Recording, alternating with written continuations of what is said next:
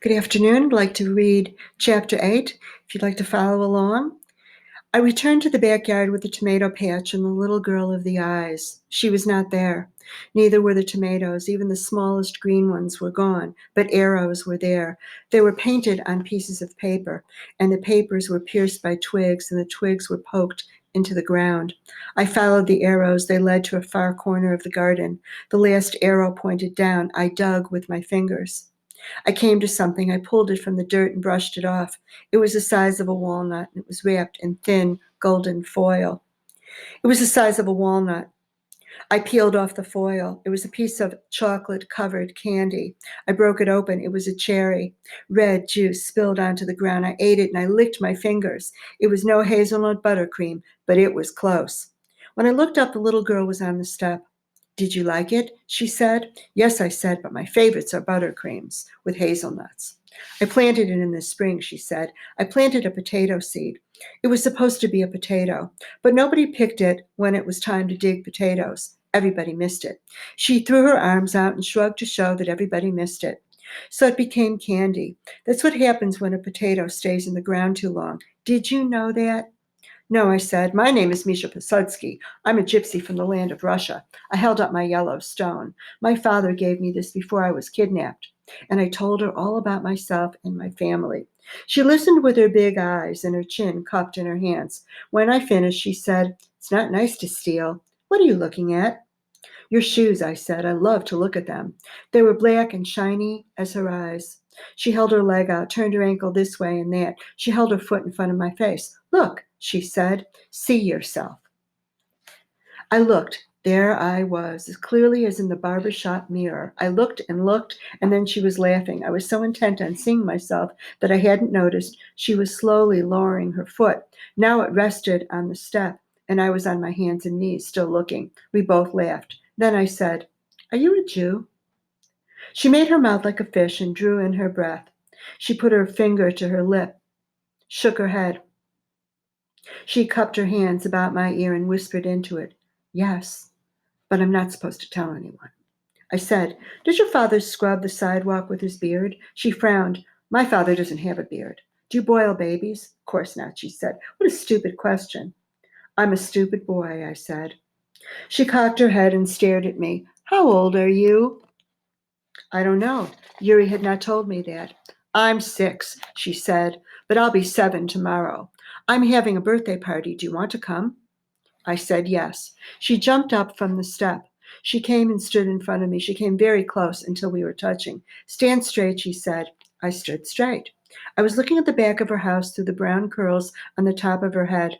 Her hand appeared atop her head, mashing down the curls, moving forward until it touched the tip of my nose. She backed away. "I come up to your nose," she said. "So you must be—" She stared at me, thinking. Her finger pulled down her lower lip, showing her bottom teeth, one missing. 8. She ran to the back door. She turned and pointed to me, and in a tiny birdie voice said, "Don't forget, party tomorrow," and she went inside. So I want to call your attention to a couple of important themes in this book. One is the way Janina and Misha become friends. I mean, the very first thing he asks her is, "Are you a Jew?" And that's not usually a question that we ask someone when we first meet them. And the other question that she asks, that he asks all the time, are does your father have a beard? Do you boil babies? These are obviously um, things things that he heard Nazis say about Jewish people. And the other thing that I want you to notice is Janina's life. She's celebrating her birthday. She comes out in a party dress with black patent leather shoes. She has a red bow on her hair. And all of this is contrasted. Poor Misha, I mean, he's an orphan. He's living in a barber shop and in burned out buildings. He's stealing food. She is living a relatively normal life for now, and yet other kids are dying and starving in the street. And the other aspect of Janina that I want you to pay close attention to is her childlike nature. I mean, she is a child. She's 6 years old, and she's going to be 7 next day on her birthday. So she's a little girl. And she's very innocent, very, very innocent. Okay. I also want you to pay close attention to the role of the bystander. So let's go on. When I came the next day, she was standing on the step with her hands on her hips, glaring. Beneath a black, velvety wrap, peeked a pink dress, came to her knees, and a red bow perched on her head like a little hat. She bent toward me, and I saw the red bow reflected in her shiny black shoes. You're late. What's late? I said. So this is another one of these dark and light contrasts that all around Janina's house, the world is falling apart. People are dying. People are being herded into this ghetto area. There's bombing going on. People are starving. And yet this little girl is celebrating her birthday like it's just a normal day. The party was supposed to start, but I told them it couldn't begin until you were here. Two of my friends already left. With an angry grunt, she pulled me up the steps and into the house. She called out, "He's here!" Footsteps from all directions, some running, some walking. We were in a room with a large table. On the table was food. There were glass bowls of cookies and candies, but I could not take my eyes off the cake in the middle. And that's another curious detail here, that at Janina's house, where there's a birthday cake and presents and candles, there's also lots of food. And this is a Jewish family. So how is it that they were, living such a normal life while other people were starving and being taken away to concentration camps? It was a rectangle in shape, and it was a garden of frosting. There were frosting flowers of blue and yellow and green, and there was a little red frosting house with blue frosting smoke coming out of the chimney, and there was even a little frosting animal that looked somewhat like a little dog, but could have been a cat. Across the middle of the cake in yellow frosting, something was written. There were grown-ups around the table and three other little girls in bright dresses who were giggling and staring at me. And then one of the women began to plant white candles into the cake. One candle went right through the red house. And then a man was leaning over with a lit match, and he put the match to each candle until all of the candles were burning. I was shocked. They were going to burn down the cake. There wasn't a moment to spare. I blew out the candles, grabbed the cake, and ran from the house. Snow flurries swirled in my face. When I told Yuri what had happened, he laughed so hard he fell into his bed. I liked it when Yuri laughed. His red hair seemed to brighten. He told me then about birthday cakes and candles, and I laughed also. My running had caused the beautiful cake to crack like a bombed sidewalk. Looks like we just have to eat it all ourselves, said Yuri. Before we did, Yuri read the writing across the cracks. He told me it said, "Happy birthday, Janina." I scooped up the writing with my finger and ate that first. The next day I stole the best cake I could find from a bakery. I waited until dark and took it to the girl Janina's house. I set it on the back step. I took the candles from my pocket and planted them on the cake. I lit them with the match. I knocked on the back door and I ran away. So I wonder if this isn't foreshadowing that Jerry Spinelli is offering us here with the candles on the cake, and the houses kind of melting, and the frosting melting, and all of the figures on the front of the cake, on the top of the cake, are all melting away.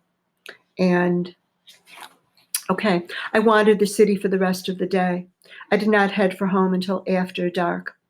Along the way, I heard voices. I turned a corner. Fires burned in the night. My first thought was, someone is having an amazing birthday party. So again, this is indicating Misha's childhood innocence. And really, when you think about it, he really doesn't know what a birthday party is. But then they were not candles, they were torches. Men were holding them in front of the same bakery where I had stolen the cake that day. Strudels and torts danced in the firelight behind the glass. Someone painted a big yellow star on the window. A man came out of the side door. He was in his stocking feet and held a coat about himself. At first, no one saw him.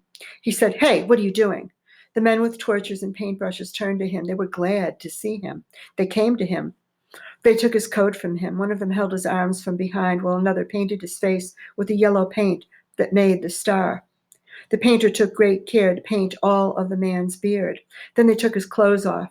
The man kicked and screamed. Someone put a torch near his face, and he was still. In the torchlight, his eyes were fiery, like the window of the bakery. The painters painted the rest of him then, white and yellow, head to toe. They backed away and held the torches, the better to see him. The painted man looked like a very sad clown. The men with the torches and brushes howled with laughter.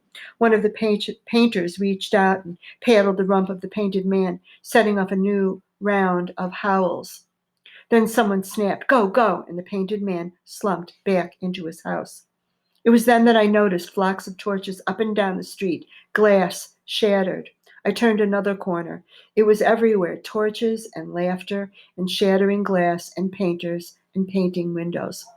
So this is actually the night of broken glass, Kristallnacht, and it took place on the night of November 9th, 1938.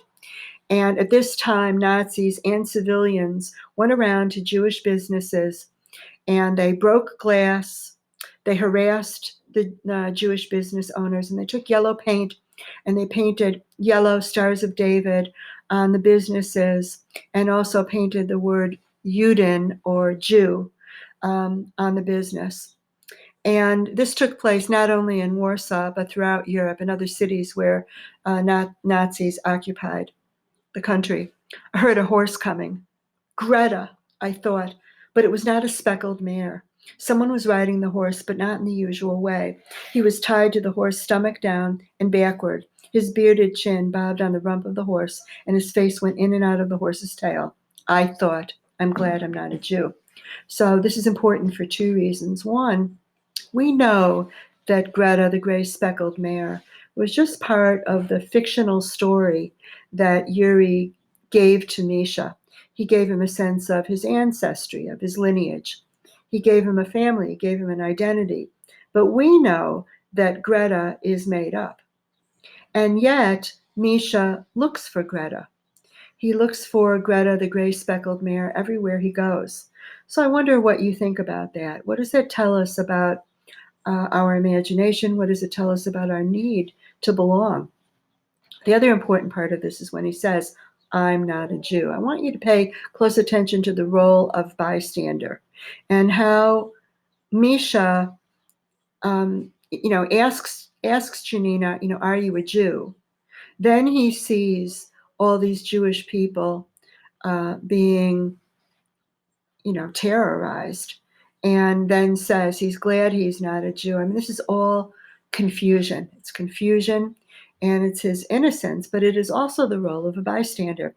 It reminds me so much of the story, The Terrible Things, that we read together in class early in March, where the terrible things came for animals with bushy tails, and then the animals who didn't have bushy tails said, I'm so glad I'm not an animal with a bushy tail, that sort of thing. As I walked home, I looked up at the windows above the shops where the people lived. All was dark and silent. Men in the street threw stones and broke windows, but still no faces appeared. No lights went on.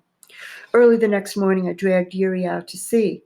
People were still painting on the shop windows, but this time the painters were the bearded people, the shop owners themselves. So this is super important because on the following day, November 10th, 1938, the Nazis came back. And they gave buckets of yellow paint to any of the Jewish business owners who were still there, still alive, and he made them paint Juden or Jew or some other horrible words, on the front doors of their businesses. And then life for the Jewish people after this point, after Kristallnacht, became very, very difficult. The plight of the Jewish people really changed at this point. I asked Yuri, what does it say? It says Jew. Don't they already know they're Jews? They want everybody to know. Why? So nobody will come to their shops and buy from them. I thought for a minute, Yuri, will you have to paint Jew on the window of the barber shop? No, but you're a Jew. In the first place, they don't even know I'm there. In the second place, who ever heard of a red-haired Jew? This is also super important because now we know that Yuri is Jewish. We also know that Yuri can read, that he's literate, because he was able to read the words on Janina's birthday cake. So we know he's a Jew. We know he's literate. I thought some more. What about me? Will I have to paint Gypsy? No. Good, I said. But really, I wouldn't have minded so much painting Gypsy on the window. I even thought I might like having myself painted yellow and white from head to toe, especially if they let me keep my clothes on. What I really feared was being strapped to a horse backward with my face bouncing in and out of the horse's tail. This time I said it out loud. I'm glad I'm not a Jew. Yuri said, don't be too glad. All right, so that's the end of chapter 8. The things that I want you to look for are, why is it that Janina, is still living a relatively normal life, like a little girl dressing up in her party dress with the birthday cake? And the second is the role of the bystander. What does it mean that, that Misha always says those kinds of things? I'm glad I'm not a Jew. Okay, so we'll read chapter 9 together tomorrow. Any questions? You can email me, or we can discuss it on Zoom.